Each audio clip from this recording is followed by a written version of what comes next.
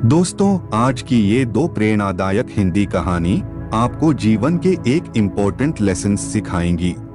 इन दो motivational stories के जरिए आप ये बात जानेंगे कि कर्म करना किसी भी इंसान की सफलता के लिए कितना जरूरी है। लाइफ में बैठे बैठे कुछ भी नहीं मिलता। जिंदगी में अगर आपको कुछ पाना है तो उसके लिए कर्म तो करना ही पड़ेगा। इस मोटिवेशनल स्टोरी को आप अच्छे से समझें और इनसे मिलने वाली प्रेरणादायक सीख को हमेशा याद रखें। किसी ने क्या खूब कहा है, टूटने लगे हौसले अगर, तो ये याद रखना, बिना मेहनत के तख्तोताज नहीं मिलते। ढूंढ लेते हैं अंधेरे में मंजिल अपनी, क्योंकि जुगनू कभी रोशनी के मोहताज नहीं होते।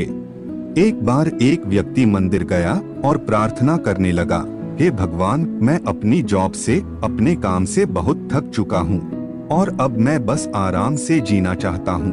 प्लीज गॉड, उसके लिए आप मुझे बस एक लॉटरी जितवा दो। इतना कहकर वो मंदिर से चला गया। हफ्ता बीत गया, लेकिन उस व्यक्ति की लॉटरी नहीं लगी। तो वो फिर मंदिर आया और प्रार्थना करने लगा, हे भगवान, अब तो मैंने शराब पीना भी छोड़ दिया है। अब मैं एक अच्छा इंसान बन गया हूँ। प्लीज गॉड, बस एक बार मुझे लॉटरी जितवा दे। इतना कहकर वो फिर मंदिर से चला गया। एक हफ्ता और बीत गया, लेकिन उस व्यक्ति की लॉटरी नहीं लगी और वो फिर मंदिर आया और फिर से प्रार्थना करने लगा, गॉड, अब तो मैंने सब बुरे काम भी छोड़ दिए हैं।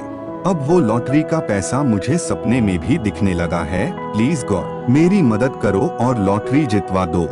रोज की तरह जैसे ही वह व्यक्ति वहां से जाने लगा, तभी एक तेज रोशनी चमकी और एक आवाज आई, अरे मूर्ख, तू जाकर पहले एक लॉटरी का टिकट तो खरीद, तभी तो मैं तेरी लॉटरी लगवाऊंगा।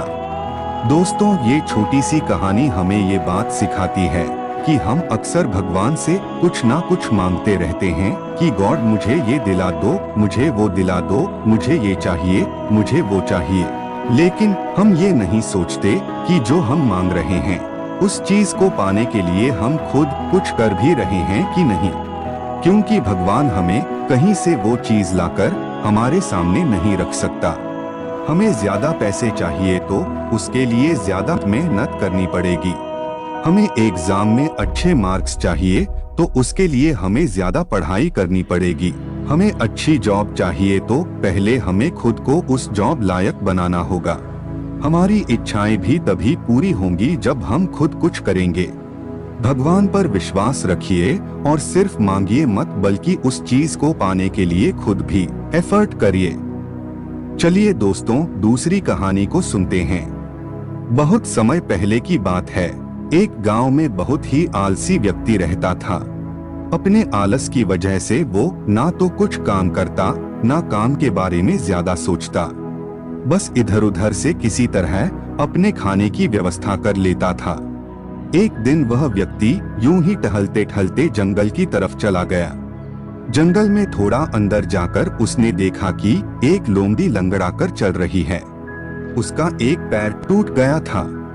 लोमड़ी की ये हालत देखकर आलसी व्यक्ति सोचने लगा कि इस जंगल में अभी तक ये लोमड़ी जिंदा कैसे है। इसने तो अभी तक शिकार भी नहीं किया होगा। इसे खाने के लिए मांस कैसे मिलता होगा।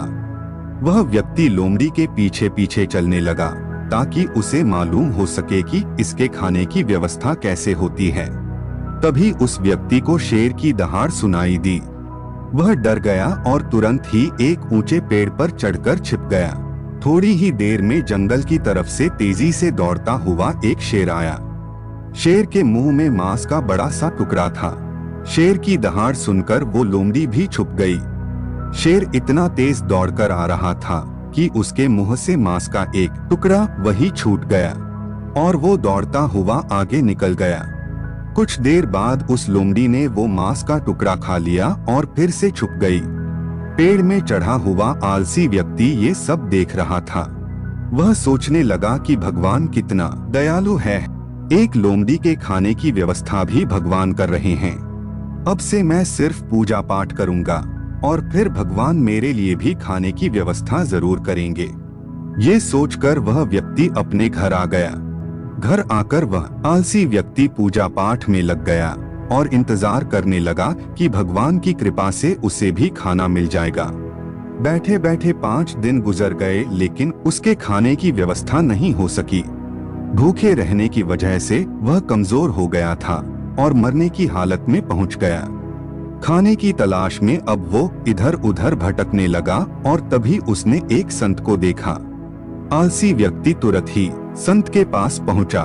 उसने संत को पूरी बात बताई और पूछने लगा कि भगवान ने अब तक उसके खाने का इंतजाम क्यों नहीं किया। संत ने उससे कहा कि भगवान ने तुम्हें तुम्हारी इस तकलीफ के जरिए एक बहुत बड़ा संदेश दिया है, लेकिन अपने आलस की वजह से तुम तक वो संदेश भी नहीं पहुंच रहा है।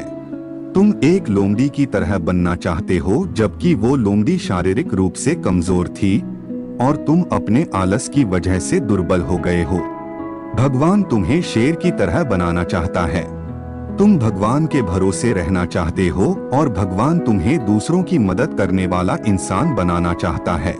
आलसी व्यक्ति को संत की बात समझ आ गई और उसके बाद उसने आलस्य छोड़ने और कर्म करने का फैसला किया।